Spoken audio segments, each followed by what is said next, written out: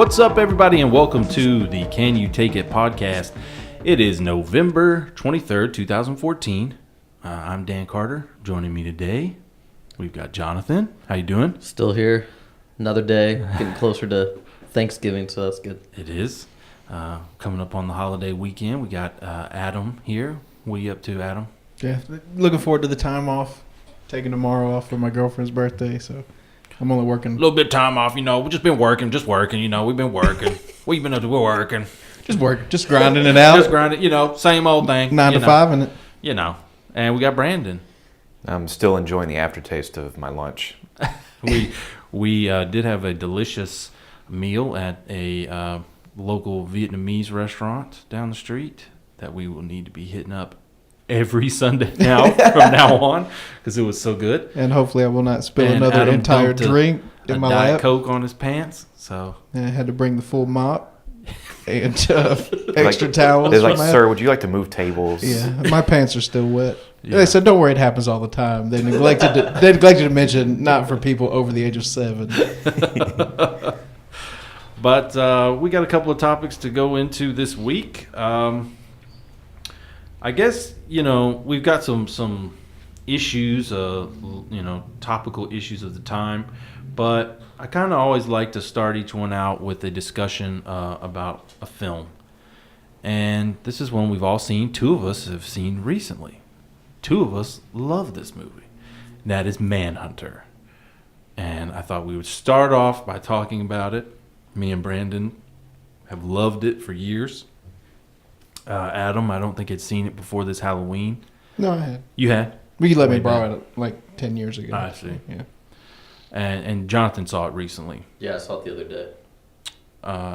Tell us a little bit about the rental experience of Manhunter.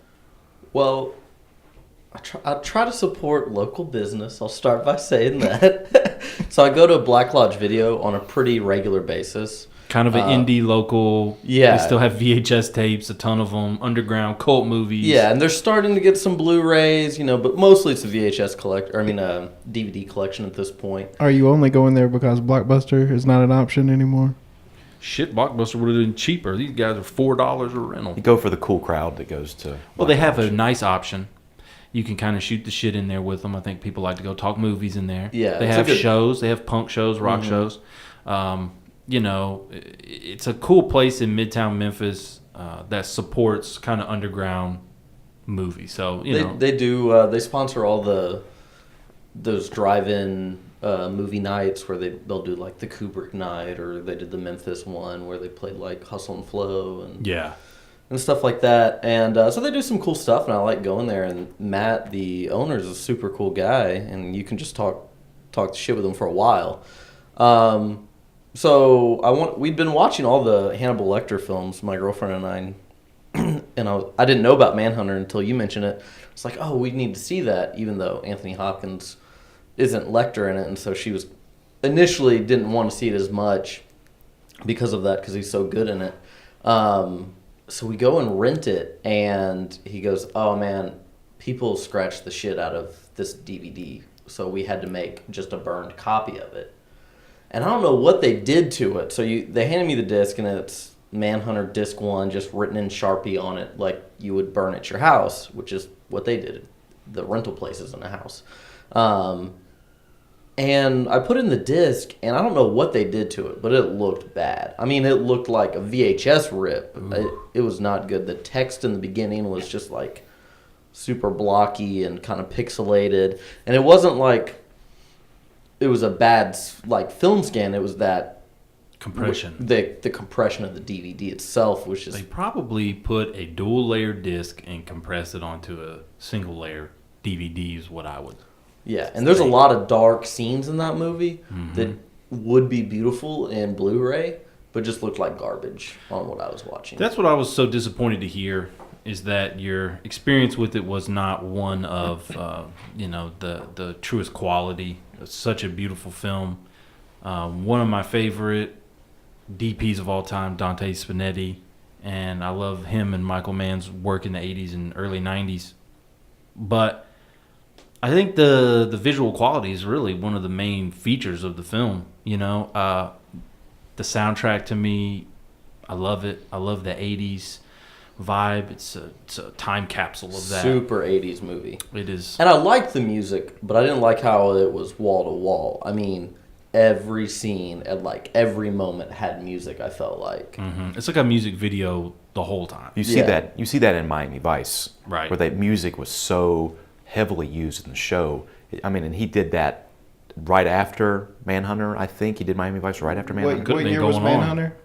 86. 86. 84 Miami Vice. Okay, 84. so It was still going. Okay, so you kind of get that same thing Maybe with music. 82. 82 or 84, I can't remember. That would make more sense in 84 because that hot pink kind of 80s stuff Yeah. didn't take off in the early 80s. Yeah. But the use of music at that time was big for Michael Mann. I think that was Yeah, a it big was. thing. It was like this kind of rock and roll 80s music video, flashy colors, very different than the style he kind of got to in the late 90s and the early 2000s with the video. He was shooting video. He was very quick, very low light, grainy. Just kind of really upset me because I was such a fan of just how much time he put into making each shot look good. And it might have been Dante. That might have been all on the DP, you know. So I really enjoy their work together. And Manhunter, I saw it back in high school. Someone told me about it. Came out on Anchor Bay, put it out on a 2-disc DVD set, special edition that had the theatrical and the director's cut. And I fell in love with it. I watched it probably 2-3 times within like 2 days, just watching the different cuts and commentaries and stuff like that. And it's always been one that, I don't know, it's separate than the other Hannibal Lecter films because Anthony Hopkins isn't in it. But just as a great 80s movie, the Blu-ray is bare bones, but it looks good. Yeah, there's you no know? features on it. There's no commentary. There's no behind the scenes. There's no making of. But visually and the audio, there. it's a beautiful. Yeah, I wish we would get a little better. I wish someone like Criterion would take it on or something because they do have making of a lot of that stuff, and that's on the Anchor Bay disc. Mm-hmm. There's like an hour long, maybe an hour and a half long making of Manhunter documentary that's really good. But Adam, seeing it again this year, what were your thoughts? Well, the first time I watched it, I borrowed it from you, and I guess it was on DVD. It was an early DVD. And, I mean, back then, you know, had a CRT television. So watching it at your house a few weeks ago on Blu-ray, just like you said, it's a visual movie, and it really opened it up visually. I mean, the music was always impressive. I really liked the story and the pacing of it. And the villain, or you know, the serial murderer in the movie is such a compelling character. Mr. Dollarhide. Yeah. And Tom Noonan, great actor. Yeah. Really creepy. Very creepy. He can take it to the...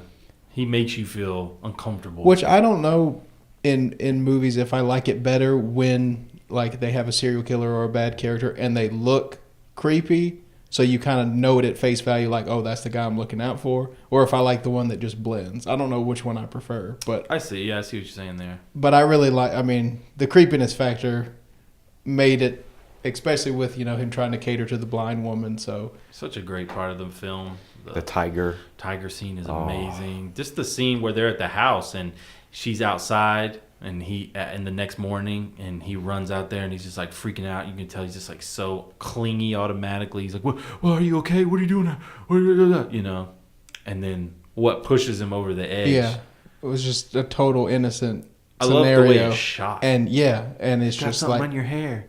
just But the in his rage. head, Oh yeah, what he sees, and just that song builds, and he rips the interior of the van with his hand, puts his hand, just rips that part, and the sound right there, just like ripping that leather of the A-Team van. It was 18. With his It was superhuman strength Dude, to he was rip strong that. as shit, lifted that dude up in the air, silencer. Yeah, that such a great. Some of the acting's over the top, though. Like the main character, CSI. guy. William Peterson. Peterson. Yeah. I mean, His rage yelling from the tree. yeah, and I guess that's the way that they have to tell the story of what happened with him and Lecter. I mean, he lost himself in the chase for Lecter. He almost lost his family, and he lost himself. And Almost lost his life. lost his life. And I think that's the only way they can really convey that he has this left over in him, that he has to get the mind of a killer to find the killer. That's the thing about Manhunter, is that it is a film that is shot so beautiful, almost like an art house movie. But it's a sort of genre picture. Yeah. The acting, the music, everything is very just like, it's about a serial killer. You know, you could compare it to a Chuck Norris movie or something like that if it didn't have that amazing cinematography and probably the flair of the director, you know, added to it. Well, it's all down to execution. I mean, you could look at many scripts out there, which I'm sure we think the script, you know, looks ho-hum, and someone executes it and it's one of your favorite movies, and someone else takes the same material and it's a piece of shit, just a B-movie train wreck. What I was curious about was, you know, that character has a past with Lecter. He survives in Manhunter. What happens to his character? I haven't read the books. I think done. his wife leaves him and he goes crazy or something like that. I think it does not end well for him. Oh, really? Well, Yeah. I know in the book, It and will. I think they did it in Red Dragon, the film, he gives out his home address and the guy gets into the house. I think, like, they give out his home address. Right, and it's someone different. gets in the house, Right. like, with the family. It's not like William Peterson jumps through the window and shoots Dollarhide. I think He comes to their house. he comes to the beach house. Yeah, he comes to their house.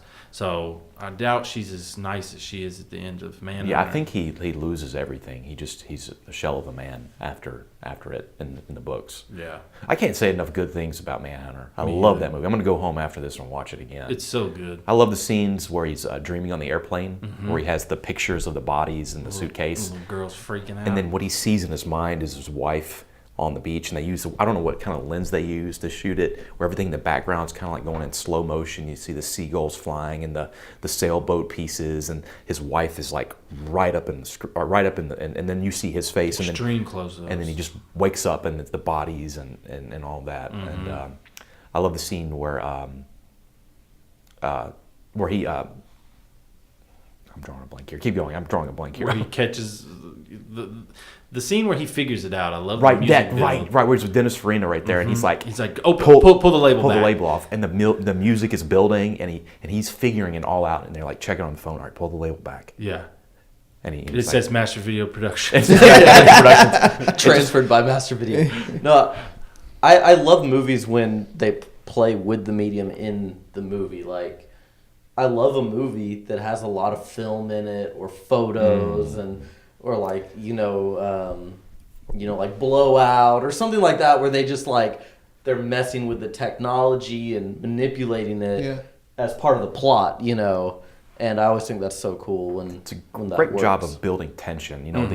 The scene where they're racing to figure out the code of the secret code of that guy they put in the personal section or whatever, and they're trying to find the rest of the writing on that tissue paper, and the guy's like, he's very, very smart, but so am I. That guy, that specialist, putting those different filters on there to Yeah. see. Yeah, you could see it being a precursor to CSI for It is, sure. absolutely. William Peterson took that and he took it to Jerry Bruckheimer or whatever and said, let's make another crime. Yeah, Like this solving crimes. Dark. The way they shoot CSI is like really dark and everything's. It's a straight up. But man. more the Who music. We need Yes. more Who Yeah. music. We need more sunglasses. Yeah. Yeah, I think that Manhunter, when we grew up with Silence of the Lambs being so impactful, and is a debate we could have for hours, because I absolutely love Silence of the Lambs. I love it. I love the dark, rainy mood of the film. It's just such a dark movie, and I love it. It's very different. But Manhunter is that sort of 80s pop, just fun. They both excel in different ways. I think Silence of the Lambs is almost a little bit more of a horror film. Oh, definitely, yeah. And this one's a lot more just of a crime investigation type film. I mean, it's still got creepy aspects and atmosphere, but not quite. That one as has a much. lot of investigation too, because you Yeah. her going door to door and talking to people and meeting. Pulling body out of the river, forensic. I mean, yeah, you're right. I love that. They both have very strong parallels in the investigation, and you're in there with the main character, Starling, and you're following. And as Brandon talked about, when he's figuring things out in Manhunter, and it's like, well, pull the label back. He's so confident once he starts putting it together that even that one slight derailment where they're like, oh, the label isn't from the same place. JJ's Video House. Yeah, and he's like, oh, well, check underneath. There's another label. He just knows it. Yeah, and nothing's gonna stop him. He knows it. And in comparison, everybody will say, well, Brian Cox's Lecter versus Anthony Hopkins' Lecter, and I'll just say that both are great. Anthony Hopkins' Lecter is probably closer to the book, where he's kind of like a wolf. He's calling out the bad members of the pack. He eats the offensive, he eats the rude, he eats the ones that are offend his sensibilities. Mm-hmm. Brian Cox's Lecter is just dangerous. He's smart, way smart. He's ultra smart and conniving, and that's the only context we see him in, because we don't know the backstory. And it's not just when he busts the phone open and pulls the gum out and hacks, into the phone. Use the word hack, but uses the phone to call someone and can I have your home phone number? Right. Just he's creepy. Like the sense of creepiness doesn't come from him so much as it does from William Peterson's character. Yeah. Because he's like trying to get out of the room. He doesn't want to be in the room with them. Well, and talking about that, where he's able just to talk to that person and be polite and eloquent and get what he wants out of it. And the last weekend I watched The Girl with the Dragon Tattoo that I'd never seen, and there's a line. Which one? The one that Fincher did. Fincher. Okay. And the one line that stood out to me in that was towards the end, where the guy says, "It's funny how people's fear to offend overrides their fear of pain." And it's very true how you can get so much of what you want out of somebody because you're playing on them not wanting to offend you. Right. And that's what he plays on, and he does it so masterfully. And if you have that type of mindset where you want some information or you want something out of someone, and you play it nice and play onto them not wanting to, step on anybody's toes, it's very powerful. And I think both Lecter characters pull that off. Yeah. Well, Lecter's just a great character. He's evil, but at the same time likable. Right. And that's when you have a character like that and an actor who can pull it off. I mean, we see it. They're just going to keep running it in the ground. They're going to keep using it over and over and over again. So, isn't there a TV series now? Yeah, with Mads Milk, mm-hmm. that Danish that actor. guy. Yeah, I can't think of his name either. Last thing I wanted to say about Manhunter is the use of color. Michael Mann's really big into color, and the scene where he's in bed with his wife, the blue, and then the green. Like when they're at the CIA or FBI headquarters and all the green neon colors, and then it just basically what happens is if you have fluorescent bulbs and you don't change the color temperature, fluorescent comes off as green on film, and so he just didn't change that on purpose. So when you're in the office setting or the building setting, you get this uncomfortable green office-y kind of feel. So when you see those films where the big skyscrapers got green lights coming out, they didn't put the filter on to make it look normal. So they leave that green tint. And I love when they do that. You could probably sit down and watch that movie and take notes of the colors. There may be some meaning, He may have some meaning behind the colors. I don't know, but they're just beautiful. Yeah, beautiful movie. Good one. Everybody should check it out.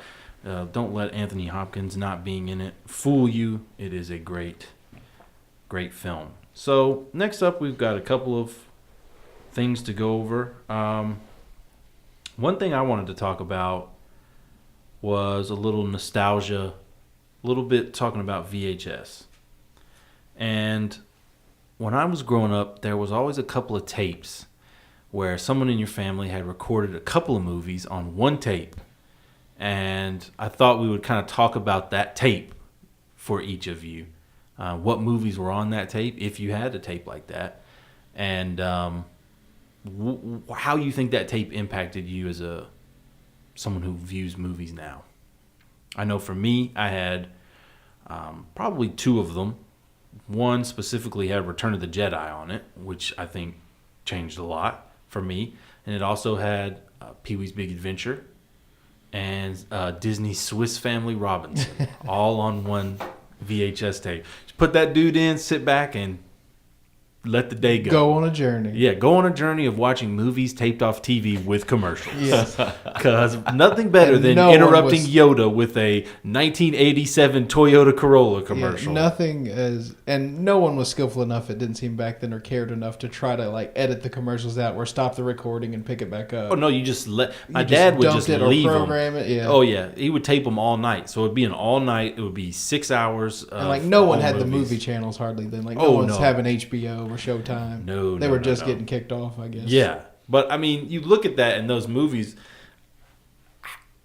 Maybe not so much Swiss Family Robinson, but Pee Wee and Return of the Jedi, those are big movies, you know. And they're, you know, I Yeah. love both of those films. But you know, did you have any of those? Yeah, my dad went through a phase where he did that, I think, honestly, before I was born, or maybe like when I was really young. And there was one tape that had this like ABC family film called like Shipwrecked or something. And I was obsessed with it. It was like this guy that was... Was this where his father gets hurt and he gets the ship's boy commission? Yes! You know that movie? Yeah, it was a co-production between Disney and a Norwegian film company. It was the largest budgeted Norwegian film ever, and it's got Gabriel Byrne in it, and I think he's the only notable star. But it's a great movie. I wish I could find that. called 'cause Shipwrecked. I have haven't I have seen... it on DVD. Do you? Yeah, Okay. Jonathan's about to jump out of his seat. it's great. You're blowing my mind right now. Yeah, the basic plot is just like he's, you know, going on this big voyage. A boy is, and you know, big storm comes and crashes the ship. He winds up on an island, and he's just living off the land until he finds pirate treasure on there. Right. And then the pirates come to get it, but he like Home Alone's the place. You know, he's Yeah. like setting booby traps and stuff. It's a fun movie. It's a fun movie. It's What year yeah. did that come out? probably like 89 or 90, somewhere Yeah. in there. Yeah, it's I'm like guessing. late 80s, early 90s. Yeah, it's really good. Gabriel Byrne's great in it. Well, Yeah. we'll have And to then get after in. that, Raiders was on that tape. Oh yeah. Yeah. Yeah, I had a Raiders tape too. Then I had like another tape that I don't think I was supposed to know because it was like a late night tape. Oh. Yeah, Ooh. and it had. You ever heard of Hot Dog the movie? Yeah. Yeah, there's like it's like basically what would be a National Lampoon's kind Right. of like, you know, softcore like sex romp film. You Yeah, know? yeah. One of the 80s sexploitation Yeah, films. yeah, and they're just like in a. They're all skiing and shit. So, yeah, it's like and that was I think an early 90s movie, I think Hot Dog the movie. Oh, was it? I think so, if not very late 80s, early 90s. That was one that would be on God, you're just bringing back so many memories of like USA would show stuff, but Cinemax would show Bikini Car Wash. Oh, right. You remember those? Kato Kalin was in one of those movies. Oh, I'm not surprised at all. What, was he? He was an he was in actor. He was in Bikini Car Wash, I think, Oh God, Yeah. that's his claim. before he moved in with OJ.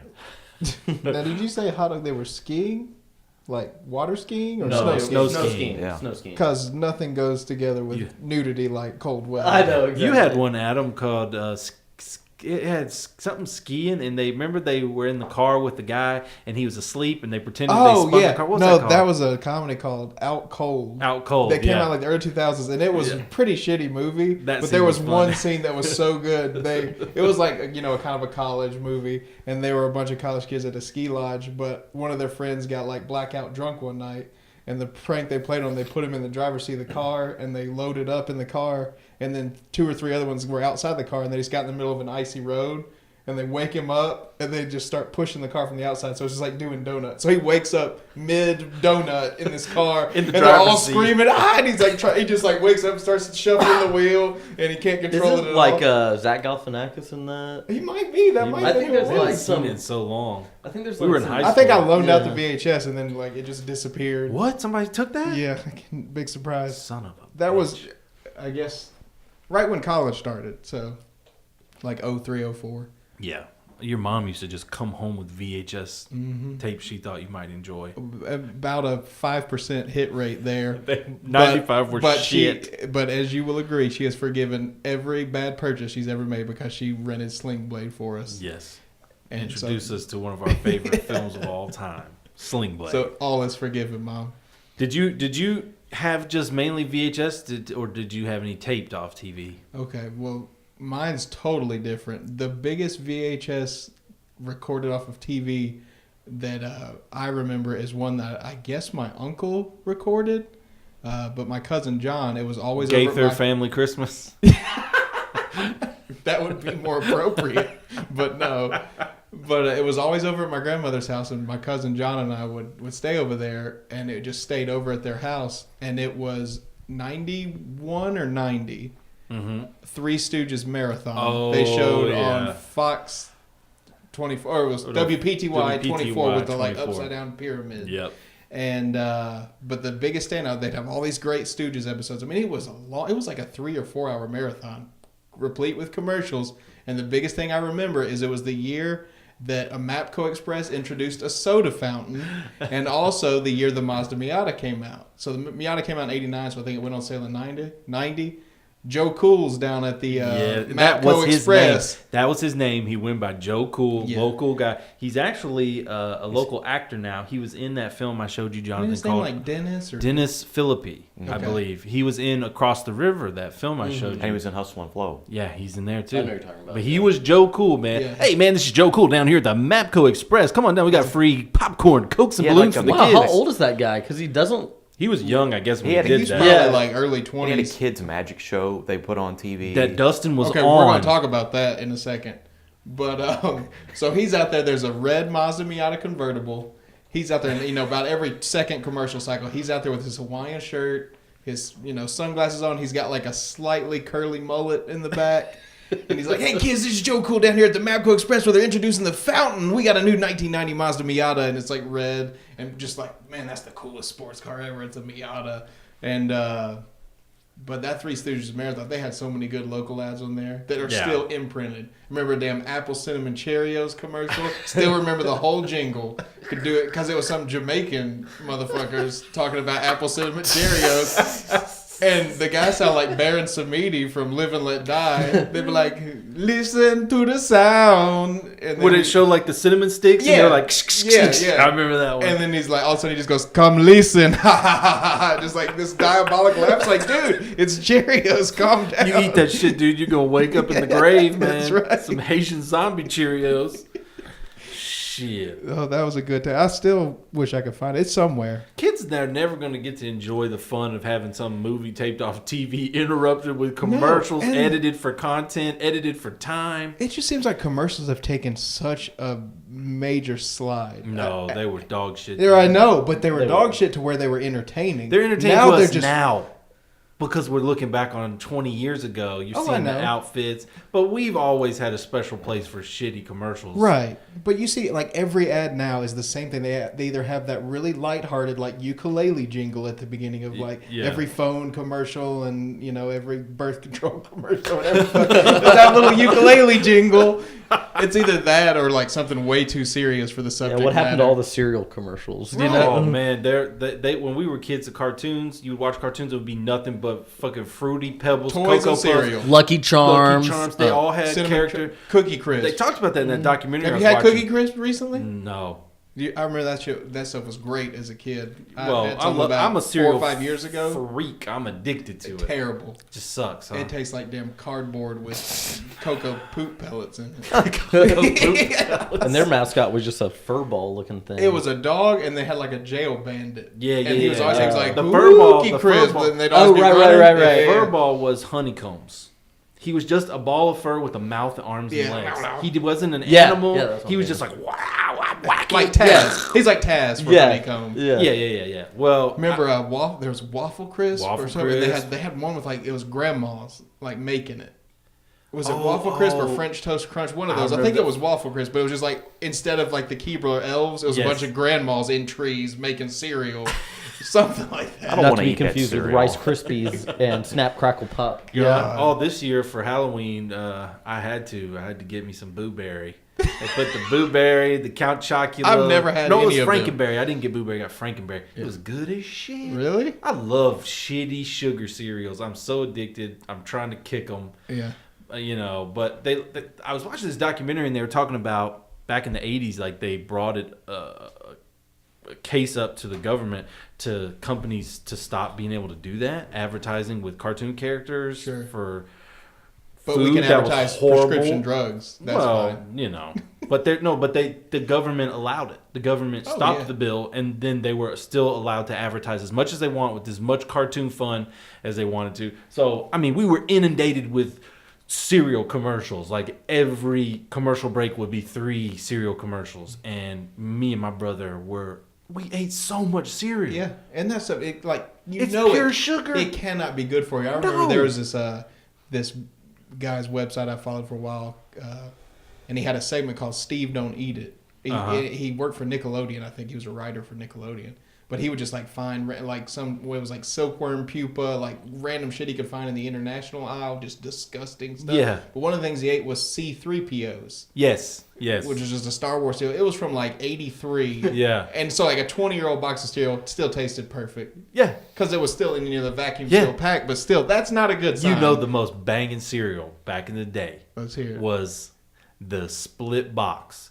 Half Zelda on one side, half Mario Brothers on the other side. Do you remember that? I never had it. Yeah, and it was like What kind of cereal was it? It was Or like just marshmallow something. yeah, it would probably. have marshmallow Triforces and stuff, and mushrooms, and then like the hard Dongas. crunchy ones. So it's just like Which are Frankenberry. still sugar coated, just not as sugar Ton coated of sugar. as the Yeah, just marshmallow. sugar corn. Don't they do a straight Lucky Charms marshmallow cereal now? Yeah, I think they have one. Yeah. Oh my Well, they moved, Captain Crunch all berry. They have where you can just get the entire. It's Yeah. just all crunch berries. Yeah, they added. I've never even gone past like the regular Captain Crunch. I love Captain Crunch. Crunch It's berries. good. It'll It tear makes- your mouth to It takes shit, dude. the roof of your mouth. You're just God. like, what did I just coat my mouth with? Like, did I just paint my mouth in there? And it stabbed your mouth about 15 times. It's so hard, but I don't know. Of the things I would admit to, I'm addicted to cereal, like bad. I have to have it every day, and I've tried to kick it multiple times in my life. And I wake up upset. I wake up depressed if I can't eat that cereal. It makes me happy to get up in the morning and eat it. Hey, whatever gets you out of bed. Yeah, it's gonna put me in the grave. Well, I eat cereal every weekday morning, usually like before work. Right. But I eat like grown-up cereals. No, now. that's It's bullshit all- too. It's all horrible. It's all bad. It's all bad. I mean, the stuff I eat is like, it's like granola type stuff. Mm-hmm. But it's But still it's just corn. Oh, yeah. Some form of corn mashed into, some sugar with some walnuts on it. But they show like a nice, harvest meadow on the box to make you think it's healthy. It's some. I saw one of these Fruity Pebbles commercials from when we were a kid, and the Flintstones were the mascots for the Fruity Pebbles. And it would show at the end every time, part of your complete breakfast. And it would be like a bowl of Fruity Pebbles, Oh, yeah. a piece of toast, like a piece of bread cut in half, Cut in half. an orange, a thing of juice, and a thing of milk. Yep. Who in the hell was eating that for breakfast? Kids that Or- eat about 1,400 calories. Fucking Michael Phelps kids. My going to swim roommate, practice. Or it had like Mitch has the biggest breakfast of anyone I know. Really? Like he puts it together. He gets up every morning like super early, makes breakfast, then he's like watching StarCraft matches. Like he puts a breakfast together. Yeah. He like makes eggs and bacon and stuff. Mm-hmm. Wow. Every morning. Wow. Yeah. There may be something to be said for that because No, it's I'm- like old timey farmer people. That's what they had, just like super big breakfast. Yeah, I don't think there's anything wrong with eating it. I think it's probably better for you than the cereal. I mean, My great aunt that's still alive, she's almost 100, and for years, like each day between breakfast and lunch, would eat a full package of bacon. Like a full, most of the That's Marty style. Yeah. Remember Like when he was most saying he'd of the like, packet we bring breakfast. a pound of bacon and just Yeah. go through it in the morning. yep. Yeah, like most of the packet breakfast, and then like lunch, have a BLT or something. Yeah. And then like she wouldn't eat dinner most days. Yeah. No, there's not. That's bullshit. There's not that bacon ain't that bad for you. It's tons of salt, but You could do a lot worse though. Yeah, Like you breakfast could do a lot cereal. worse. Yeah, it's like breakfast cereal. Eggs are good for you. Protein. I don't know. I think it's probably better. I'm gonna try to start eating more of that. But kind if of you stuff. think about it, like if you had a breakfast where it was like 2 pieces of buttered toast, Oh 4 my pieces God. of bacon, and 2 scrambled eggs, that's about the same amount of calories that if you had a big bowl of cereal and like a yogurt. I know, and and that's it's just a lot solid hardier. sugar. Yeah. Versus like a good kind of somewhat balanced breakfast of carbs, protein. Yeah. But that's one of my favorite things to do sometimes when I'm bored is to get on YouTube and you can look for the like 1993 Saturday morning commercial block and Yeah. it'll just be commercials from 93. Oh my I'll God. just sit there and watch them. I love it. How good was the Crossfire commercial? Crossfire. You'll get caught up in the Crossfire. Dan and I talked about this one before, but my favorite commercial from back then was a local furniture company. I think it was Haverty's or it was Fleming's. Well, the Flemings were a The family. two little boys. The That were fat probably kids. That's Rouse's. Jolly Royal. No, That was the boys were Fleming. Jolly Royal. Which one had the boxing gloves? The boys, Fleming. Yeah. and Because that- Andy Fleming is a comedian, local comedian now. Okay. But one of them was like, "We are the factory," and they'd show like the mattress Wasn't factory. it Rousey's? Yeah, Rousey's. They'd show the Rousers or mattress factory, like them guys putting the mattresses Yeah. together, and you always see them like looking right directly into the camera while Yes. they're working. Like, Well, hey, we on TV. shit, I'm on TV. Yeah. Remember one that you saw all the time you never see anymore? Big Sur waterbeds. Oh yeah. They advertised What the happened shit. to waterbed? It's all gotten replaced with Tempur-Pedic and memory Sleep foam. And numbers. You adjustable- say that replaced like it was disappointed. good. Yeah, I know, it was I know. shit. People froze to death on those things. No joke. They had no. If that's how you died, though, Yeah, like they you have died on a waterbed. they have heaters Shit. built into them, and like you put sheets and stuff. If you like just slept on the exposed waterbed or like with one sheet, It would you get suck your body heat, hypothermia. suck Yeah, your body heat out. yeah. Wow. Like people died from hypothermia on fucking water. I never What thought they were happened that to him? comfortable. He died. No, they're not. They're not comfortable at all. How'd he die? One of my friends had one growing up, and it was a nightmare. You Oh, like yeah. sleep Oh, over at his oh. house, and you're just waving the whole No, night. it's just garbage. It's just a stupid idea. And I can't imagine trying to be intimate on one of those. I don't know. Yeah, that was as a kid. Yeah. Imagine it. That was him just trying to hump his friend in the bed. You know? And that was tough enough. We were, 8, 9. What were y'all wrestling in there? On Yeah. that? Don't put a hole in my dad's waterbed. He'll whip us. Be careful. Be careful. Yeah, Oh, but that wouldn't be a good scenario. I have probably about 40 tapes back there in my office that are all taped off TV, commercials included. And I haven't gotten around to it, but I was wanting to do some commercial blocks off of there and put them up on Please. YouTube. Just some of the fun stuff. Nothing is better to me than finding like corporate training videos from back then. Yeah. Like 80s and 90s corporate training videos. And every time, like I do a lot of work where I go to the utility that's in this area, TVA, Tennessee Valley Authority. They provide power. And every time I go to one of their power plants, there's always an office with just like library shelves full of old training videos. And I just want to take an armful every time because I know there's gold on there. Some country ass That's is my talking about that's my hydroelectric pirate's power. treasure. Yeah, that's my pirate's treasure right there. Yeah. Well, you can go to thrift stores. I've found some pretty fun, like, training videos about how to use Windows 95 and stuff like that. But Or end of the world videos. oh, we did find this, like, End of the World, The Rapture is Coming. It was a 700 Club production, I believe. What's that guy's name? Pat Robertson. Yeah, is Pat it? Robertson. Me and Adam bought it a few months back at the thrift store and went home and watched it. And it was like, it was just like they have to update it every year because the damn Rapture didn't come. So they were, kind of being like, well, it didn't happen last year, but we have on good account that it will be occurring this year. But we were just dying because it just showed like all this apocalypse. It would show like Matrix numbers coming across the screen because the computer's just going to get us. I mean, it's going to be the computers. But the fear mongering was so fun to participate in. And if you weren't around, gangs if and you weren't around during Y2K, you missed out on one of the funnest people getting worried about nothing. I can remember a show. Is your software Y2K compatible? Oh, is this Y2K compatible?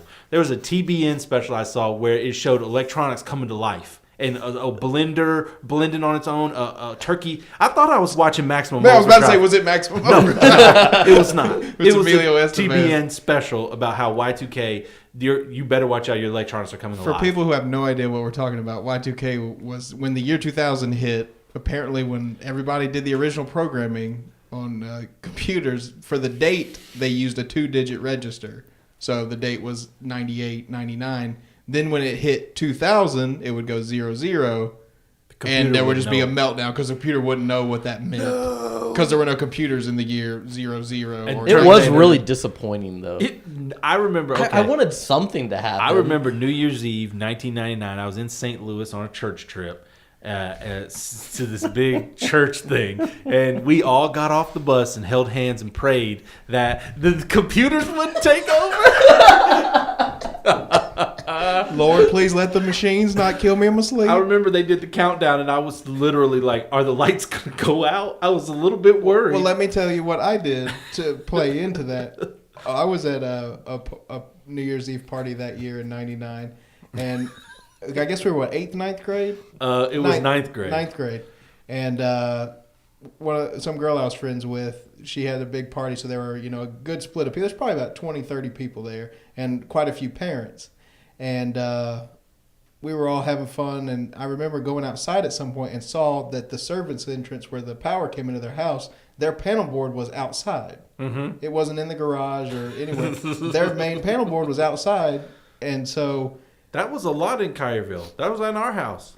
Really? Oh, yeah. My brother turned this family up the street, turned their power out for 3 days. They thought everyone's power was out, and he had just gone and shut their power off. Damn. And then they put a lock on it after that. I'll bet. Well, they had just moved into this house. It was like a big house in a newer part of the town, and so everybody about 2 minutes before, me and a friend snuck outside, and everybody's doing the countdown. 10, 9. They get to 1, and I just killed power to the whole house. Just screaming. People so damn worried. And finally, someone looked across the street and saw everybody else's power was on. Oh, your house was not Y2K compatible. Yeah, your house was not Y2K compatible.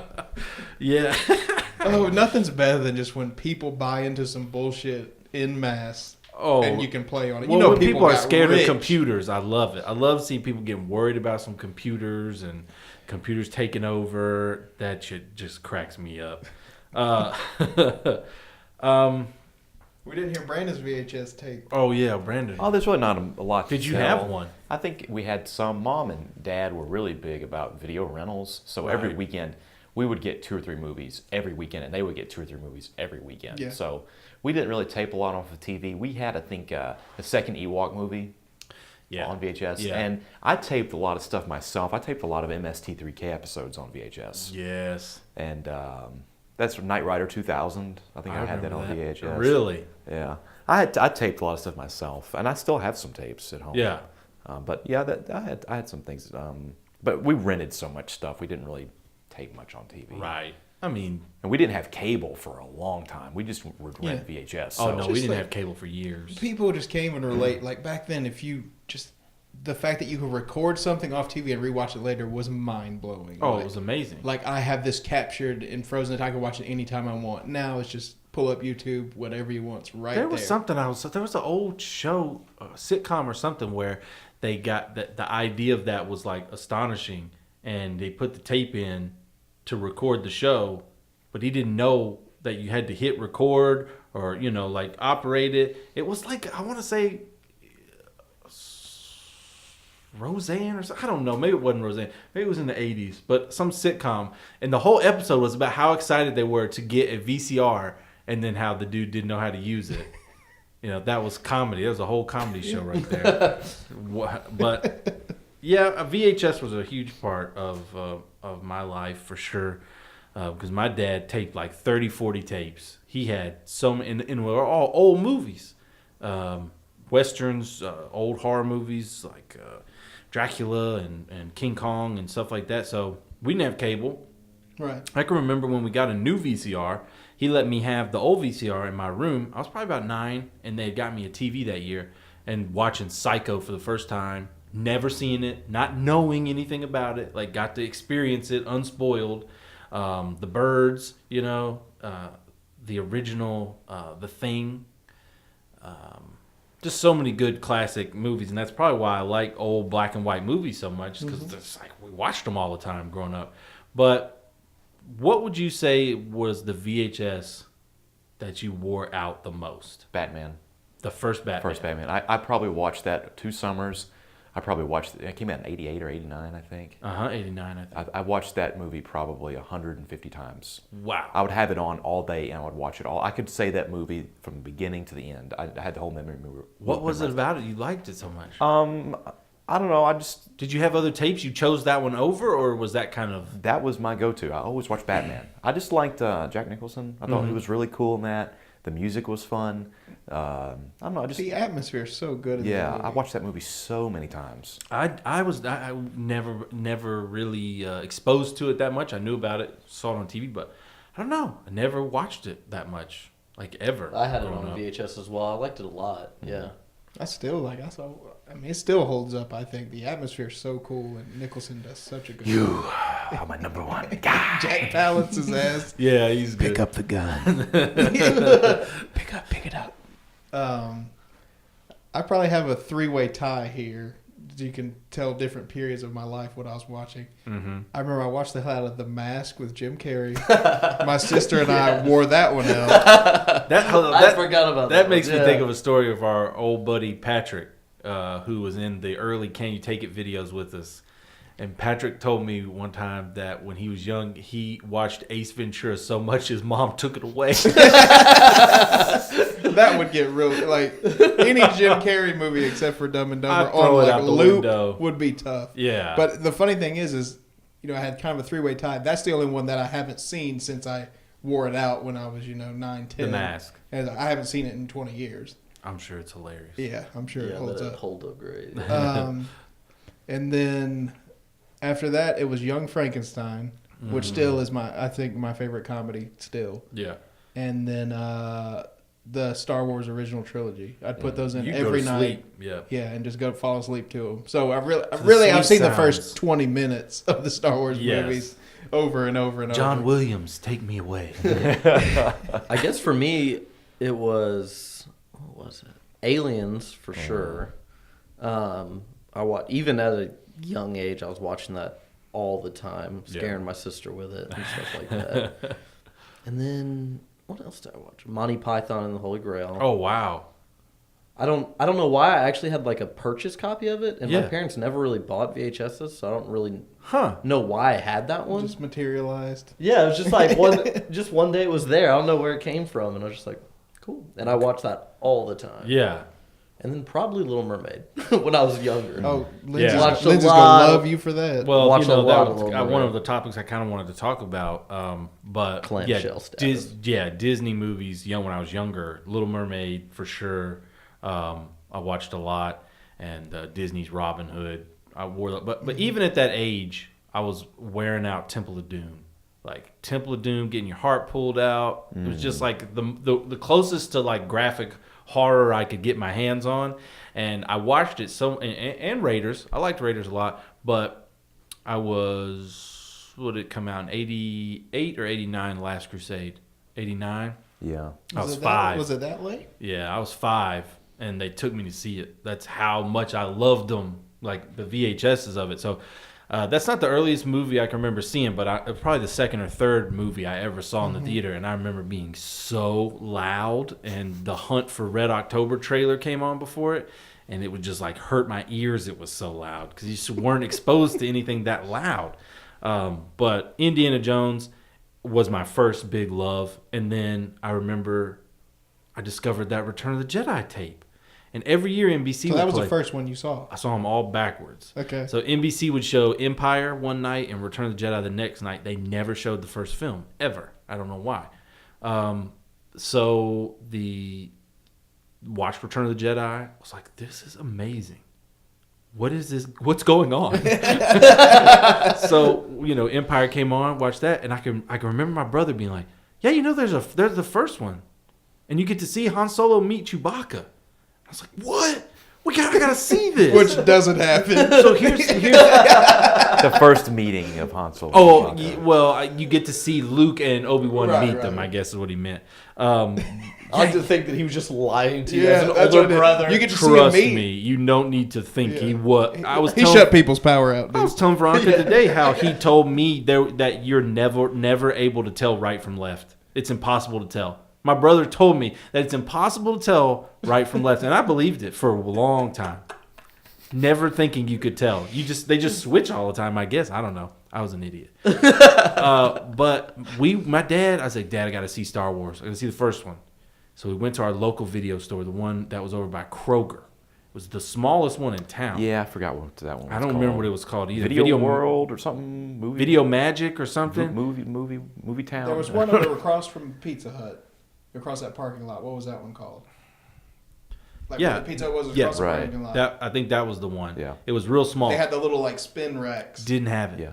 Really? Didn't think about that nowadays. Yeah. They did not have the first Star Wars. So we went to Cinemagic Video. They did not have it. We had to go to the evil Blockbuster. My dad hated Blockbuster.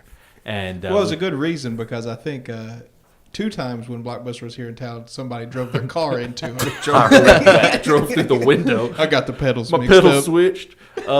Yeah, so we went and got it, and then it took off, and I was obsessed with it.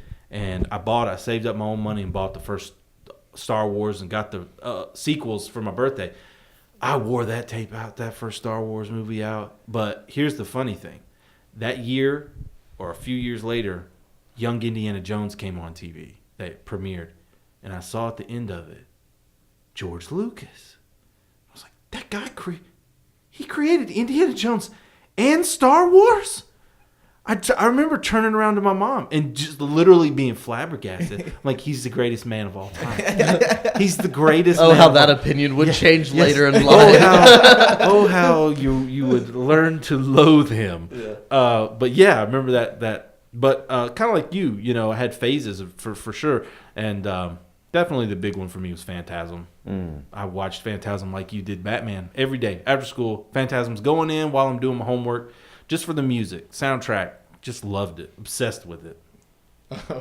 Now, how excited are you going to be talking about your dad when you turned to him and said, "I have to see Star Wars"? Like, how excited are you going to be when Veronica turns to you and says something like that one day? I will, that. But would instead of be- having to search Cinemagic and Movie Magic, you just could go, "Oh, it's right here on the shelf." Oh, you mean the video store? She calls that the room where I have all my movies the monster room because I have Godzilla statues and stuff in there, and she always wants to go pick a movie out of the monster room, and there's not a ton of things in there for her. I'd say 3 shelves of it's like graphic horror films, but we'll find something. And the other day we pulled Pee-wee's Big Adventure, and watched that, and I thought she wasn't going to like it. And then once it opened with him in the bathroom putting the tape on his face, she was cracking up. Just, she's about to be 3. And it was a perfect, she could hang on for about 15 minutes and she was done. Right. But I wanted to talk about Disney movies because I'm sure more than any of y'all, my life is filled with them now. And I actually brought home a lot of the VHSs that were mine. And I have a VHS at home. So she's watching like Cinderella and Sleeping Beauty on VHS. But what were your go-to Disney animated films as kids? Well, unlike I had a lot of friends that had pretty much all of the Disney movies in the clamshell cases, like all of them. But I only had like 5 or 6 of them. And I had Dumbo and Cinderella, Jungle Book, and Little Mermaid, and maybe like 1 or 2 others. Yeah. I mean, we were kids at the heyday of the Disney resurgence for sure, with The Little Mermaid, then going to Beauty and the Beast and Aladdin, and Then the Lion King. was the pinnacle for most animated fans. Tapered off. It tapered off after that, but I mean, my aunt would get us a Disney movie all the time, and Little Mermaid, they have me on tape singing songs from Little Mermaid as 5 or 6 year old kid. Yeah, so I watched that, Robin Hood, and Sword in the Stone. I never had that. I've never I- seen that. I've never seen that either. That. I've never It's seen fun. it. It's really fun. Good Have songs. any of you ever seen The Black Cauldron? Parts of it? I've It's never seen weird. that one. No. The 80s was a weird time for Disney films because they didn't really produce any that are considered classics. Now, I think The Rescuers was considered pretty popular, and but like they had The Black Cauldron, and they had what was the one with the dogs? Kenny. Yeah, most people don't even know. Like when you say it, it was like 88, 89. I saw it in the theater, and it was dogs. It was like street dogs, and they were singing and playing pianos and stuff. Aristocats? No, No, it was that it was was a the dog. one- It were all dogs. It's called Kenny or something. Kenny and them, or Kenny Ken- and them. Kenny and them. Kenny and me? Milo and Otis.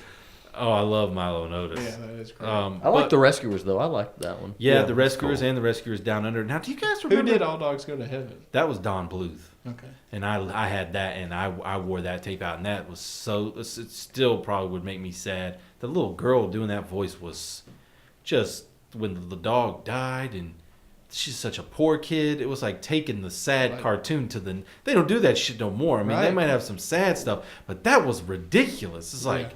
The dogs are dying. The kid's poor. No one loves her. She's adopted. Was like, Do you remember what Disney would always say when they would release a VHS tape? Never to be released Never again. to be released. Coming out of the vault, Disney is finally releasing They still do that Pinocchio. shit. Oh yeah, Yeah, they they put do. Lion King back in the vault. Try to buy that Blu-ray now; it's about $50-$60. Whoa. Yeah, they put things back in the vault still. Well, my Disney experience was, I guess, maybe my dad must have thought that owning Disney movies would make you a sissy or something. I don't know. Good. Because I saw tons of them, like, in the theater when they came out. My sister took me to see Aladdin, saw The Lion King with the family, saw Beauty and the Beast with my dad and sister. But I never owned a single one. You never had one? Never had a single Disney movie. Ain't no boy of mine owning no Yeah, clamshell but Disney. I do remember gay-ass movies, boy. But I do remember crying in Beauty and the Beast when I saw it in theater. Oh my God, that is the least crying. There's nothing sad in that movie. What were you crying I about? guess I was sad for the Beast. I don't know. I haven't seen it. He was good. It's an important life lesson. If you love something, you know, and it wants to go, you have to let it go. And if it doesn't come back, Yeah, it that's was right. never That's meant what to I was be, thinking. or you have to hunt it down and He kill wasn't it. thinking that. He was scared of the damn beast and probably cried in fear. No, I of just it. wanted to see the Lyndall Hamilton TV show, That- Beauty and the Beast. Ron Perlman in no Ron makeup. Perlman, yeah. That was actually our big Game of Thrones fans. George R.R. Martin ran that show, Beauty and the Beast. Didn't know that. He wrote most of the episodes. I think he was the showrunner for it. Okay, if I could do a little bit of a segue, because you reminded me of a trailer I saw this week. Yes. When you're talking about the poor kids and how everything's taken away. Have you seen the redoing Annie?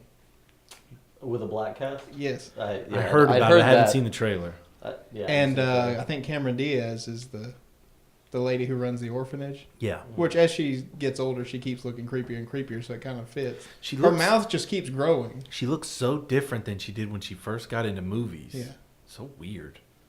Very strange looking. Was she in The Mask? Yes. Yeah. Yeah. And she looks totally different Yeah. than when she popped back up in Something Mary. About Something Mary. About Mary. Which there was only like 3 or 4 years between those two. Well, go to the right doctor and get some things done. But yeah, have you seen the trailer for No, the new? I have not I seen haven't it. seen it yet. It's puzzling. It just An unnecessary film. it doesn't seem like it's related at all in any shape or form Speaking or of fashion. Disney, though, the new Cinderella Yes, trailer. I showed Veronica the new trailer. She loves Cinderella, and I'm not kidding. Like as it was coming on, she was going, "Wow, whoa!" Just mesmerized. Isn't that a Kenneth Branagh film? I believe Kenneth did do it. Yeah, that's what it So said. it looks good. I mean, like that's the guy that did Mary Shelley's Frankenstein. It's the guy that he's done tons of Shakespeare He did all the adaptations. Shakespeare he ones. directed Thor.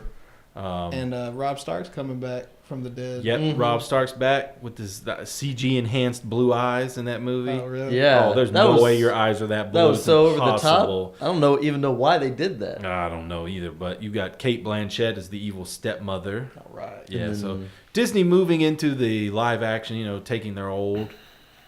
Did anybody properties. see Maleficent? Yeah, it was very, very popular. Some people loved it, some people didn't. It wasn't panned though. Yeah. It wasn't hated. But yeah, let's see what else we got on the list. One thing I wanted to talk about was what's coming up this Friday. Oh, yeah. This American your favorite time of my year. favorite holiday.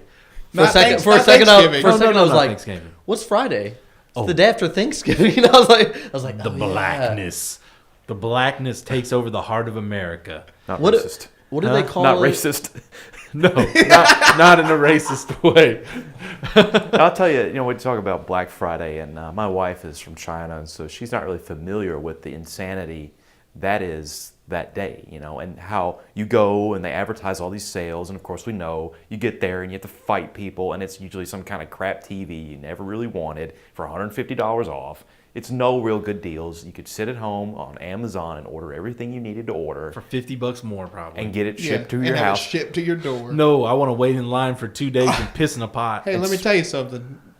No gift is as good if you avoid getting trampled to get it. But the messaging works because you know what my wife says? She says, "Oh, there's going to be some good deals. I want to go shopping on that day." And you I have to, hopefully shut it down. I had to say, "Look, there's no deals that you're going to want to buy. It's a bunch of crazy people acting like idiots. Let me show you these videos on YouTube."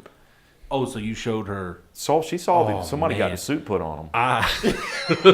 That is one of my favorite videos. I'm going to put a suit on him.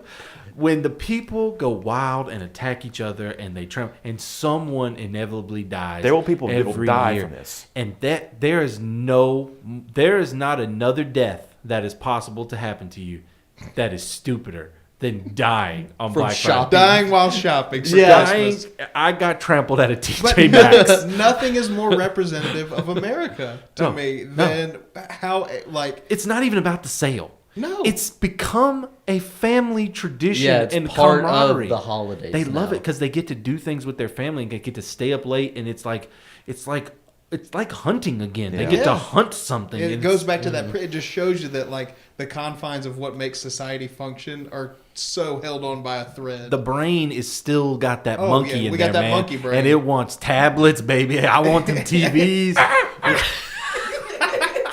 But it's like, I think for the past couple of years, I've just waited till like 3:00 on Right. Friday, and I'll roll up to Best Buy. There's nobody there. There's nobody there, and all the Blu-rays are the same price they all were the tents are taken down at midnight. And I'm just, I'm not trying to get the TV. I'm not trying to get the doorbuster sale. I like a $7 Blu-ray, and I'll pick those up. But man, I for once in my life would like to go out and experience it and see what it's like, because I've never done it. I've never been out.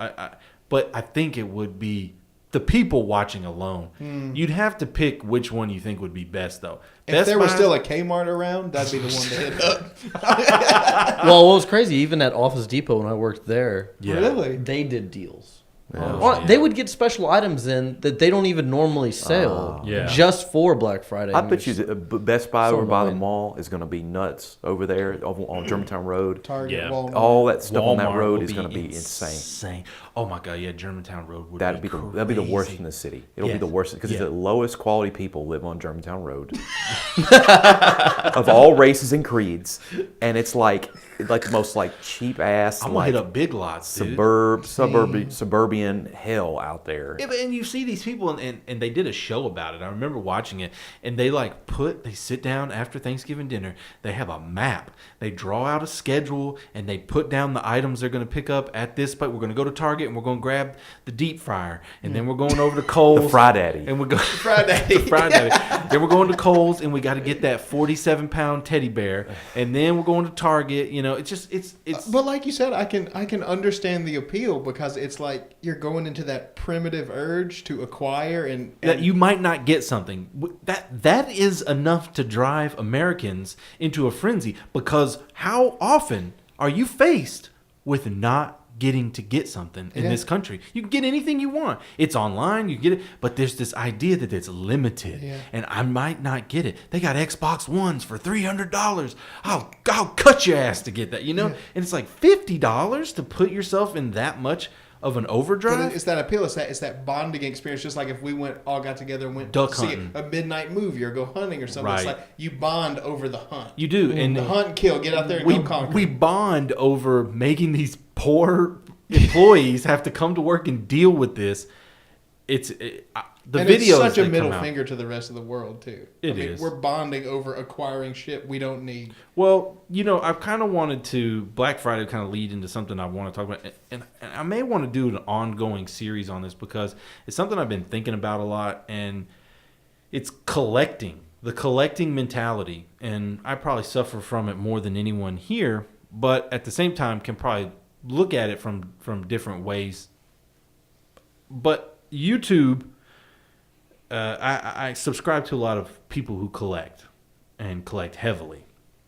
And some of them on YouTube have almost convinced me to stop collecting. They're so overboard about it. And it kind of makes you look in the mirror a little bit. But that's always what you can use. That's how any type of addiction you can justify it, because you point the finger and be like, at least I'm not as bad as this guy. I know. So There's you a get guy- to see the limit, and you're like, oh, I'm nowhere close to that. I got it under control. That actually kind of has the opposite effect on me. I don't want to start collecting because I'll never be as good as that guy. I'm like, They've it's like my benchmarked collection will never be as good as that guy's collection. I can't start now. I'm too far behind. That makes sense. Yeah, I guess that's true. And with financial limitations being what they are, you can never get to the certain level that some of these people are. But the collecting mentality, I wish Dustin, maybe we'll talk about this more when we get Dustin back on here, because I think he, with me, suffers from it. it's not just good enough to just get something. It's like you get it. You got to get the sequels. You got to get the other things that go with it. You want the good version. You don't, I want the collector's edition, and it's a sickness that I've been sort of evaluating as I get older, I think. I think yours is somewhat balanced. I mean, I know you have a lot of movies that you own and haven't watched, but I think you really do pay them their fair respect when you buy something that's a collector's edition or has a lot of behind the scenes. You tend to watch all those special That's features. true. A lot of people just buy them because they have the collector's edition and they just watch the movie and that's the end of it. Yeah. You That's do dive true. into the special features. I go When deep. you're telling me you're watching all those 10 hours. Hobbit Hobbit. features the other day, I was like, that's I a love weekend it. right there. I But man. it love makes that. sense because, I mean, it helps you in your craft and your job. It teaches you the ins and outs and the tricks of the trade and you're fascinated by that because you work in that. The behind the scenes has always been interesting to me, and giving the filmmakers ideas and their thoughts on the film is important. But at a certain point, and our friend Josh that works with me and Jonathan kind of put it into perspective for me. He said when you go to work and you get home on Friday and you got your paycheck, you've been working for 5 days at a job that's probably not 100% fulfilling. Our job is fairly fulfilling. I don't hate what we do, but you kind of want to reward yourself with the weekend. Mm-hmm. And it's like, for me, it's getting to go and buy a game or buy a Blu-ray. And even if it's like something I don't even need really, it's just like the idea.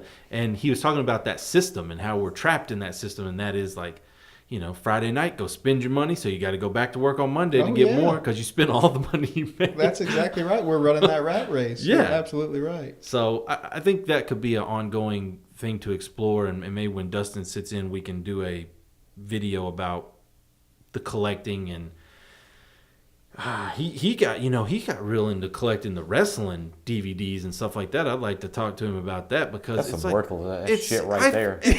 I mean, you can get all that shit on the WWE network for what, $15 a month? No, less than that, $10 I mean, a month. I feel like collecting is fine. That's a hobby for you. I like instant gratification and stuff that kind of disappears after I consume it. You do. You can hand it off once you play it. Where I Food. can't. See, I like physical media. I don't like digital downloads. Brandon likes physical, but once he played it, he's done. I mean, I've done that before. I was kind of into that before, but for me, I'd rather just if I want to treat myself to something, I'll save it up and buy a vacation. Yeah. That's just kind of That's how how I am. That's a I good like- mentality to have, though. Yeah, That is not. Because there's I'm done with this. I put it away, and it's like I enjoyed this experience, and I'm gonna close that chapter of my life. I close the door. I'm the type that I want to. Maybe I want to replay this in the future. I've never traded in a game in my life. I don't think. No, I don't think you have either. And I've had lots of games. I don't have them anymore. I've given them all away. I mean, that's why. It's not. Thank you. I'm never again going to for go that. back. For real. Yeah. Thanks. I've sold. I used to have a big DVD collection. Like when I first met Dan, I had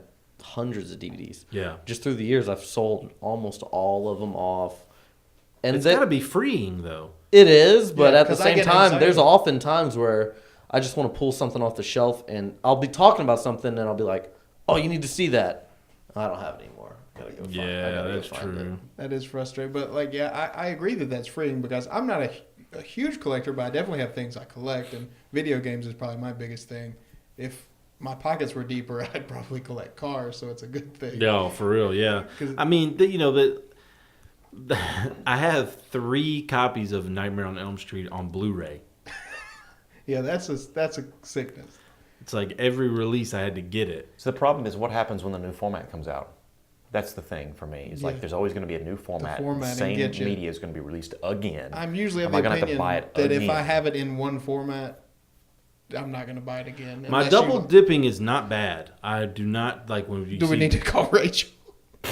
She might say that it is, but I don't upgrade everything. Like I've got all the Death Wish movies on DVD, and I'm fine with them on DVD. I don't need to upgrade. What are they them. going to enhance? But when you know what I mean?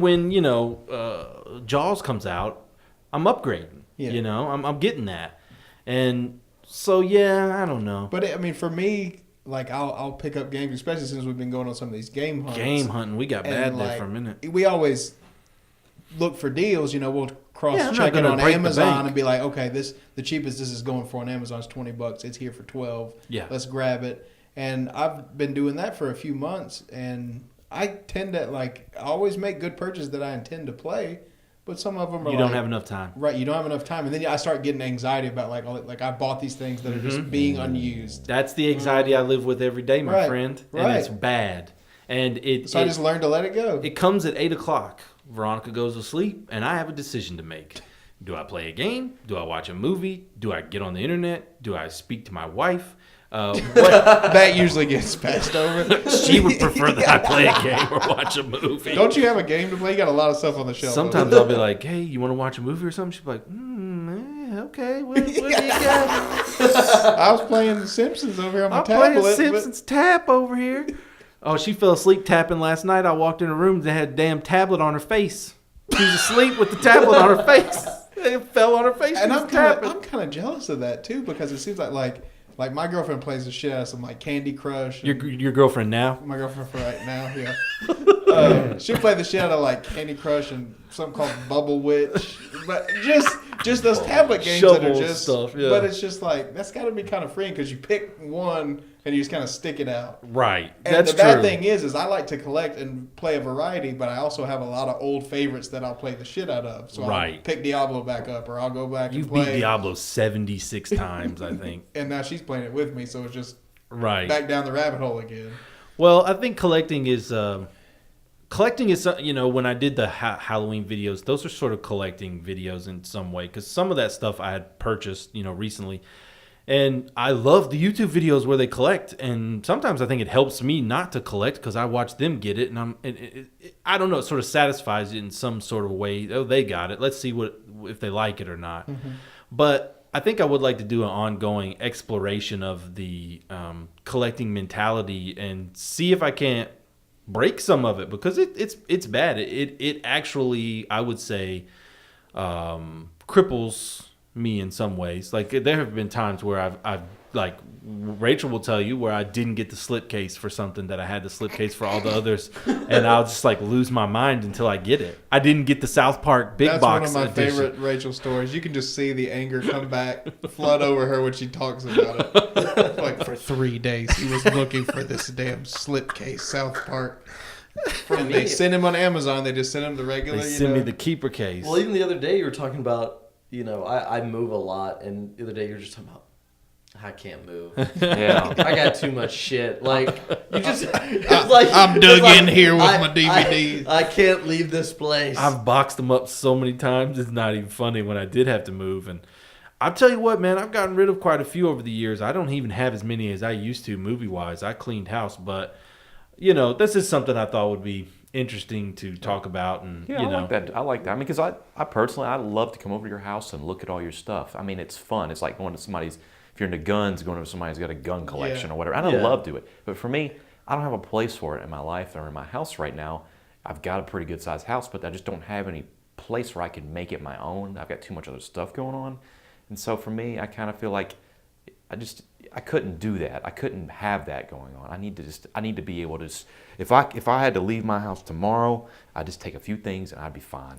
Well, you also have always, you're kind of so different because you don't get real upset if you miss out on something. You don't really care. And you're like, well, I can get it. There was I a can get time. that. There was a time when I was like that, though. I see. And I'll say what it was is when I was playing MMOs. I was playing World of Warcraft. Oh, yeah. And it was like I had to obsess about every little thing. I had to have it all. I had to have complete everything. And it just came.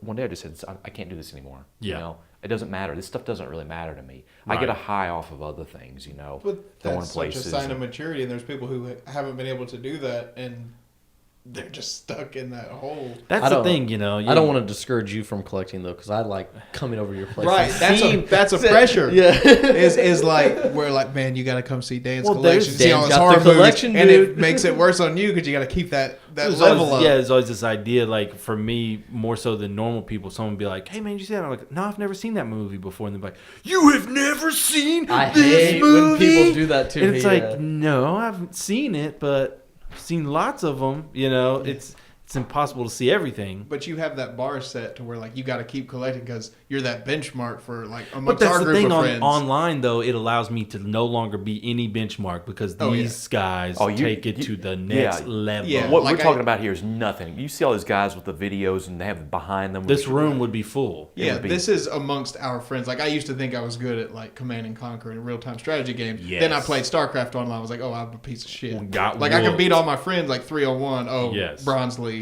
Yeah. And Yeah. so yeah, when you compare yourself to the world versus your little group of friends, it's no comparison. No. Well, another thing I want to talk about for a future show is for you guys to just start looking into, preparing, and thinking about a James Bond episode where we're going to talk about the movies, we're going to talk about your favorites, and just wanted you to be preparing for that so you don't come in and get it sprung on you. But probably the next one we do, we might be talking about that. Yeah. But I know Adam had a topic he wanted to talk to us about today. Yes. Yes, I do. Yes. Yes, he did. You need God to do. He just told you it's done right now. What did you come here for? What did you come down here for? Tell me. To get delivered more. Get delivered. Do you believe that the Lord tonight has set you free? Yes, sir. Turn around and tell those people. Tell them. I'm not gay no more. I am delivered. I don't like men no more. I said I like women. Women. I said women. I'm not gay. I would not date a man. I would not carry a purse. I would not put on makeup. I will love a woman. Now listen, y'all praise God with him. Hold on, wait a minute. Hold just 1 minute. Now either you gonna believe this stuff or you ought to stop preaching it. If you can't praise God with him, you're an unbeliever. Now somebody believe God with him. There we go. Beat. Tell us about it. Okay. Well, let me make sure I get this guy's name. Gay no more. Okay, one of my favorite things was in there was like, I don't want to wear makeups no more. Apparently he has being gay confused with cross-dressing. But now let me get his name right. Hold on. Is it Andrew or Anthony? Is this an old video? Andrew Caldwell. Just came out, yeah. So this is part of that, craze that's been going on the past few years, especially since, legal gay marriage is passed in so many states. I think it's up over 30 now. I guess I better go get my cut tool ready, start editing this fucking podcast. This ain't gonna make it in. But so this is part of that, refurbishing people, reprogramming people, Fixing them. Yeah, we're gonna fix the gay. I ain't gay no more. I like women's. Well, my favorite thing about it was I heard a follow-up story on this guy this week, I heard it too.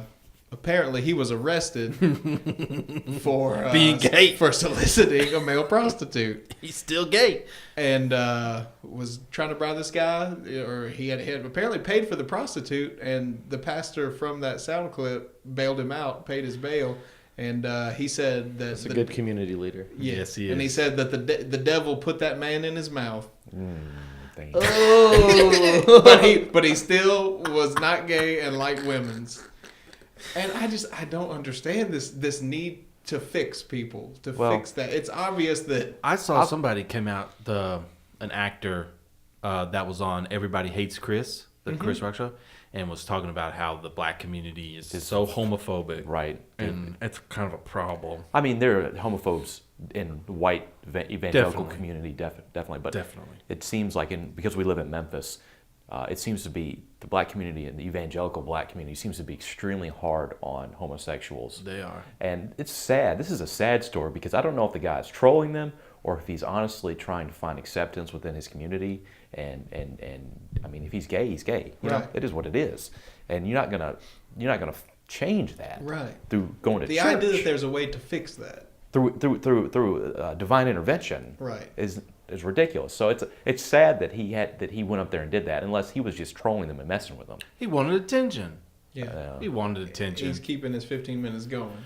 Yeah, he is. He's one of those kind of 15-minute things. He's out there talking. He's getting all kinds of interviews. He's loving the attention. Yeah, it is kind of a sad story, but Is that a Memphis guy? It's Kojic. It's a Church of God in Christ. Oh, those people, I worked in restaurants for several years. They tipped the best of anybody I've ever seen. They moved that convention out of here. We were so excited they used to come. They don't have that here anymore. Good Lord. Have some $2,000 gator shoes on and give you a 35-cent tip.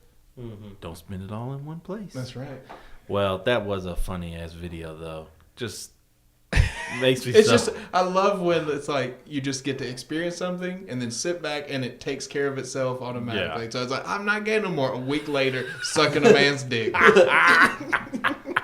Well, it kind of, one of the other things I want to talk about, just because it's just like blowing up, and I kind of want to talk about that too, is I'm sure all of you have seen, since we're out of our movie discussions, this kind of has something to do with movies. I mean, we're talking about Ghost Dad here, but what the heck? What is going on with Bill Cosby, man? Doubt. Did y'all see all this stuff? Scary. 13, 14 women? Oh, more than that, man. Really? And there was Just out of the woodwork. This came out yesterday. Law and Order actress who worked as a stand-in on the Cosby Show came out and told in detail what he would do, and he would make you eat lunch in his dressing room with him, and he would buddy up to you and everything. Then he asked her to come to his house and take a shower and blow dry her hair to see what it looked like straight, and she refused. But a friend of hers didn't refuse. And this is a working actress. She wouldn't reveal her name, though, but the actress is still working. And she told her she woke up the next day, vomited. She had been drugged, woke up the next day, threw up, and he had ordered a cab for her. Mm-hmm. And there's just too many people saying that. Lot of date rape stuff, a lot of drugging. Yeah. That's the crazy thing. It's like, I was reading an article yesterday about well, why is this affecting Bill Cosby's career so much, but not Terry Richardson's? Right. They're drawing that comparison. I saw one that was there's a bunch of men out there in celebrity men who have been accused of sexual assault and things like this that can just continue working. That's frustrating, but I think really, it doesn't surprise me to hear that someone you think is something else. Right. I mean, it happens all the time. There's no surprises anymore. There's no surprises anymore, but the surprising thing to me is that the attack nature of our society now with the online social media, and that one video clip comes out from Hannibal Buress where he says, Bill Cosby's a rapist, and that went viral, but that information has been out there. It's been on the internet for years. Right. These accusations were made years and years and years ago, and it was just like one thing hit, and then when it hits, people go crazy for it, and they start dropping shows. They start dropping his concert events. They start dropping they were working on a new Cosby show, dropped it. They just this immediate drop. Everybody breaks ties, runs away from it, and right. That is absolutely the route that should be taken if it's true, if it happened and right. he did these things. Which it's seeming more like. I think what it is not so much and I think it's similar with this, this rape situation that's going on at UVA in the college. It's not that it hasn't been happening in the past. It's just that when it took a lot of courage for that initial person to come out and say that it happened. And then those people who felt like it was part of their fault, I was stupid, I was naive, right. to let it happen to me kind of thing. Now all of a sudden they have solidarity with these other people and they can say, no, you're not lying because it happened to me too. That's true. Yeah, and it's like you're not crazy. How much of that's the case where, it's like that one person has to step forward and then it's a snowball effect. Yeah. Well, the reality is that sexual abuse is a huge problem.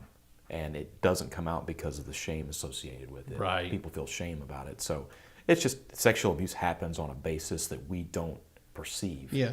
It's completely blown up more than we even know. It's way more commonplace than most people think. And the fact that people can't come forward to it is ridiculous. And so any type of situation that brings it to light where people are coming forward and getting embraced, if it's true, then that's good because more women need to be able to feel like they can come forward. Now, it is taken too far because I've heard a lot of the, ultra feminist groups coming forward where, the whole consent is consent type situation Well, now they're saying that there's like reverse consent. Yeah, they can do that. So basically, I'm not talking about getting drugged or anything like that. I'm No, talking about like you're two just- consenting adults. Yep, I remove my consent Yeah, you can withdraw consent later. And after it's you've like- already had sex with someone, Right. of which you consented to have sex Right. with. You can now remove. So we're not talking about the no means no or no means yes thing. It's yes means no later.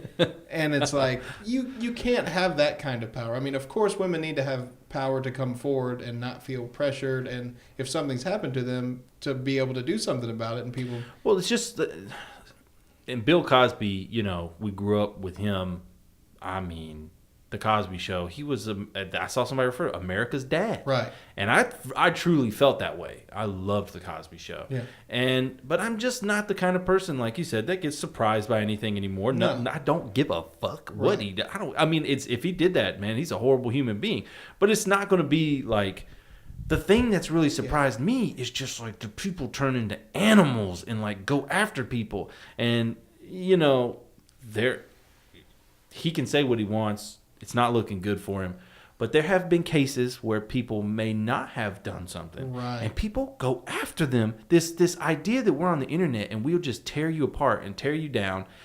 For example, the guy, the NASA guy that got all this shit for wearing that shirt, last week. Did you see that? Oh, yeah. And he got all that shit. And it's just this idea that we're going to attack him. We know him because of the shirt he has on. We know what kind of person he's a piece of shit. And we're going to destroy him. And we want to tear him down. It's like nobody can just sit in their chair anymore and be who they are. They have to attack and go after everybody else. Well, it's no different than something I saw where, or something I listened to on Joe Rogan's show where he had, what's the guy's name? Josh. He works for the Huffington Post and has like Josh Zepps, I think's right. But there was a thing that Stephen Colbert did on his show, which he's an obvious parody. Like he's Chinese parodying, thing? and he's parodying like an ultra right wing conservative guy, right? And some people, I guess, still don't get that or whatever. But it was a Twitter. Okay. It was he tweeted something. You got to watch your ass when you're tweeting because people can't tell you're being sarcastic when you use words. And context is always thrown out. Right. And like he's playing a character. Right. People He didn't even do it. One of the staff members tweeted. What happened? Okay, He Explain tweeted something about. Right. Like he's had jokes in the past where like people have, his character on the show has been like anti-Asian. He's made some remarks. And then there was some story that came back about like some, movement for black acceptance. And he said, well, he's gotten some flack in the past for being, anti-Asian. So he's going to open up like the, Ching Chong Ding Dong school for Asian acceptance. So it's an obvious like parody of it. And then some woman just lost her shit, Oh, yeah, they freaked out. And had her on the show. And then this guy, Josh Zepps, had her on the show to talk about it. And he's a white guy from Australia. And like she immediately just like shut him down. Like, you can't relate to what I've been through as a Korean American because you're a white male. You'll never understand. And it's like, that's such a bad way to handle it because you're drawing this line in the sand where like, then you just become two identities. You closed the door. Yeah.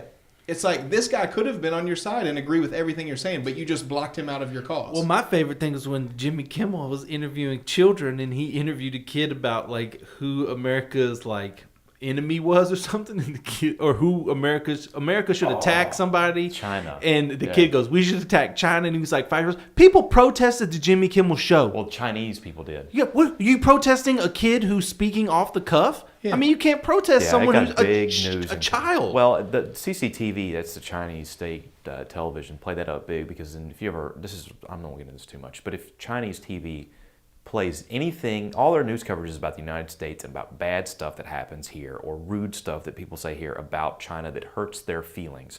You've offended the feelings of the Chinese people. They put that in press releases all the time. The government puts that out because they don't want to draw attention to all the shit that goes on in their country. Let's talk about how bad it is over there. And let's not have people want to leave to go over there. Yeah. Let's paint a bad picture of it. Right. So, it's like, hey, no, that's bad, It's just funny how people are so quick to just like jump the gun and protest and get But pissed. it's with any cause, and you can just ruin someone's career, Oh, even yeah, if they it's have. not true. They have. But something I wanted to talk about. Bill Cosby's innocent. He didn't do anything. He's a good man. We love you, Bill. Dude, I heard a dude on the radio the other day, Andrew Clark Sr., radio guy, local here in Memphis, a right wing guy.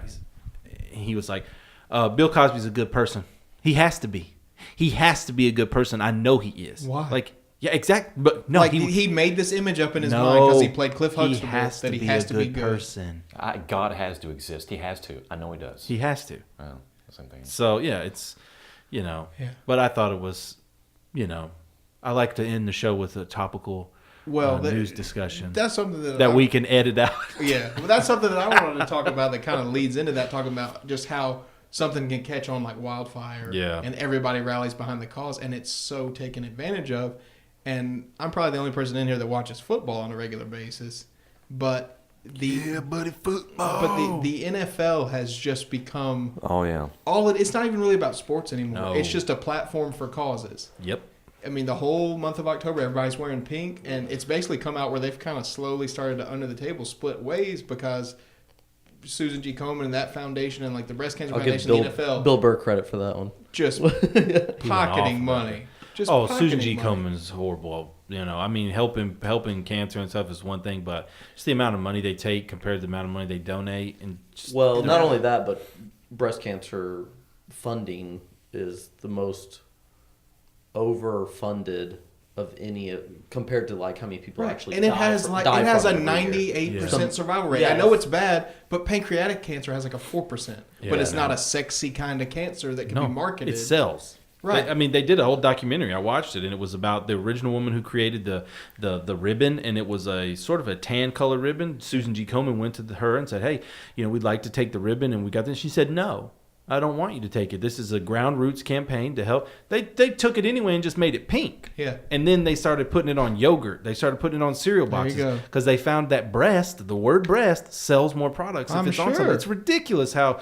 subconsciously that kind of stuff works. Because everybody loves boobs. I love the shit out of boobs. That's what it is. It's like it's sexual marketing on a cancer medicinal funding. ground for cancer Yeah. funding. I love boobs and yogurt. Dan and But yogurt. unfortunately, all that cancer And funding yogurt is going on boobs. towards breast cancer Yeah, I know. funding and not It's- all the myriad of other And cancers. I don't understand these races. How are these people running these races? And like you see people and they're like, "Hey, we went to the race. We're down at the race. This is to raise awareness." Did you raise any money, or did you just go Are they race? sponsored, I guess. I don't A lot know of how people it get works. Sponsored, Yeah, so it's they like get per spo- mile. yeah. But how many? Like the biggest thing, People just show up. Some of them unsponsored and just run though. There's too many of the damn races, and we'd be bankrupt as a country. well, the other There's multiple ones a weekend. It's every weekend we got Every the color weekend race, the fun run, I know. the Mud runner, the mud tough run. runner. Yeah, It's tough like, run. I can tell you which ones I'm at.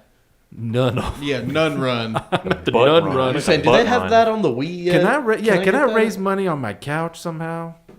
Sitting there, Susan G. Komen for the Wii U trainer. Yeah.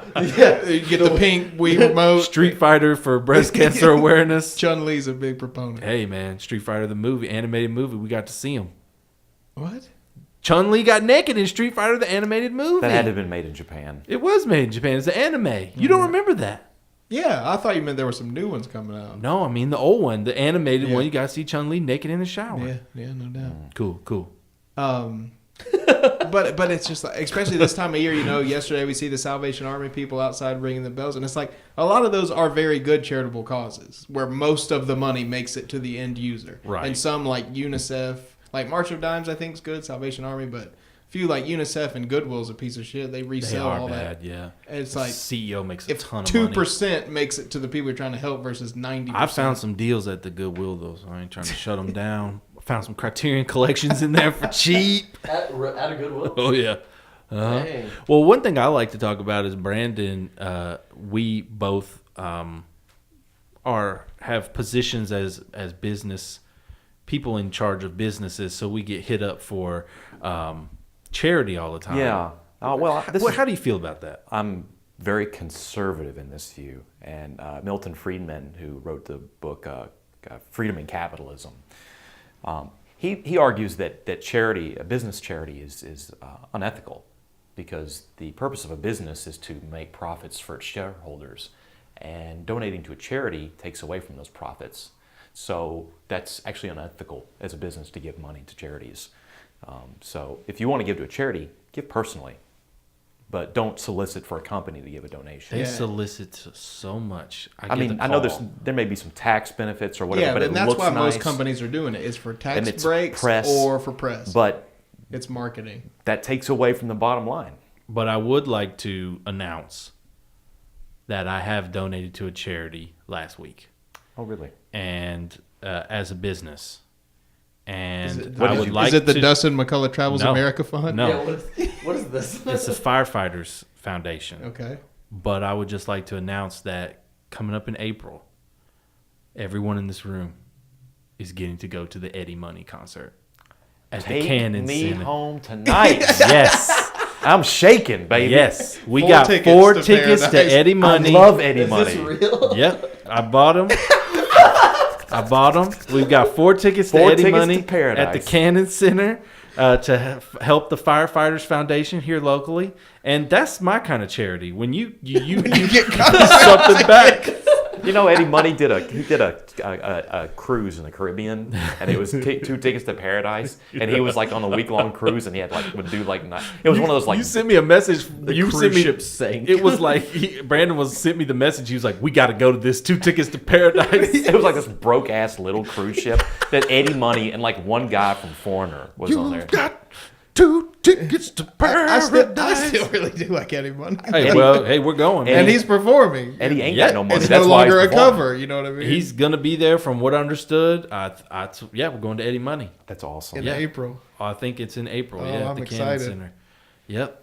So, and there's going to be a ton of people there because it's like charity. Yeah, event. I mean that's a big deal going on in Memphis right now. Is the police force and the firefighters getting dicked out of their retirement. Yeah, and I don't mind help. I don't mind helping anybody putting their life on the line. It's just it's just difficult when they all hit you up. Yeah. And I've given to the firefighters before because you get concert tickets. And I laugh all you want. I mean, Yeah, we're a but no. business. It's something I can use to help promote my business. That's right. We can take clients to see Eddie Money, and You're helping. It's a symbiotic relationship. You're it helping each is. other out. It is. It's a symbiotic relationship, and So are we going to take us some promised land? Is that how that's going to work? Yep. Cool. They're gonna love it. Jonathan's like, I'm not count going. me out. Well, We're gonna be scalping tickets in April. well, that's what he said. What he said is he was like, the guy was like, he's like, if you don't want the tickets, he goes, we've got a self-addressed envelope. We send it up to the VA and the vets, and they love going. So if you don't want your tickets, so I liked that too. Like even if it wasn't, It's not a waste. you can send. You're not just donating to the firefighters, but you'd be helping someone out. I Which thought is it was also good. a mess. I'm just telling all the charity people out there, giving Give some criterions and I'll donate. giving money to charities is important, but when you call a business, their money goes to paychecks. Their money goes to there's this idea that because you're a business, you're just so rich and you've got tons of money, and it's absolutely incorrect. And plenty are, but they're big mega corporations They're and not they this. Yeah. pay all those charitable contributions for tax write-off purposes. Or Right, for he's like, you can write this marketing. off your taxes, and I was like, oh, cool, we're in the big house now. Eddie Money probably needs a charity for himself. No doubt. No doubt. Dude spent all of his money. Yeah, I'm happy to, and that's another thing. They're supporting Eddie Money's career. The second announcement, we're all going to the 2 tickets to Paradise cruise next year. So I gonna hope be you on- all wanted the rotavirus. It's going to be on the Mississippi River. it's a raft. It's a riverboat. paddle boat. Yeah, it's a barge cruise. Take a paddle boat trip with Eddie Money. On the American Well, Queen. I think who does that? Old people. Yeah. Oh man, it's expensive too. We're talking about that in another show. Yeah, we'll bring that up another time. I think that about wraps up the show for this week. We hope everybody enjoyed, and hope you'll tune in next time. We know a few of our listeners have asked us about iTunes, and if you can subscribe to iTunes, but you have to do it through our Podomatic site. I believe it's podomatic.com. And the link to that is on the YouTube comments or the description under the I can YouTube. put it in there. I And think it's I on forgot. Facebook it's as well. It's on Facebook. But if you go to the Podomatic, you can subscribe to iTunes or subscribe to iTunes link there. We are working on getting it searchable in iTunes for if that makes it easier. But we just appreciate everyone listening, and if you've got any comments, Thanks, questions, yeah, thanks friends and fam. If you want to tell your friends how bad this podcast is, and it's like you want to hear the shittiest podcast you've ever heard, tune in. I couldn't take it, man. I couldn't take it. Can you? It's the newest challenge on the internet. Can We're the you cinnamon take it? challenge of podcasting. Yeah, we are. We're the ultimate challenge in podcasting. Can you listen to us? But once again, thanks for everybody for tuning in, and we'll see you next time.